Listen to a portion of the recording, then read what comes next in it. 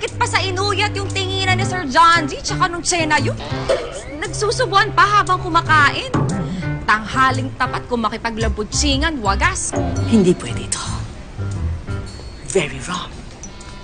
Very, very wrong. Hindi po talaga pwede. Hindi ako makakapayag na isang squatter girl lang ang sisira sa reputasyon ni John G. Hindi. Ako rin hindi papayag. We have to get rid of this poor girl. Noted po. Kung papapatay niyo po siya? Gaga. Of course not. Kung padala na lang kaya natin ng death threat. That's so cliche. Obvious.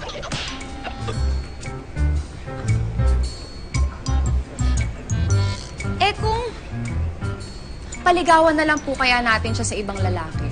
Mga kaibigan ni Sir John. For once, tumama ka. Mukhang nakabuti yung pagkakauntog sa'yo, Hitad. Nakaisa ka dun, ha? Hello, Rob. Kamusta po? Check! Check! Nangangampanya ka ulit dito? Ano? Nangangampanya ka ulit dito? Hindi. Dumaan ako dito dahil may bibigay ako sa'yo. Teka lang.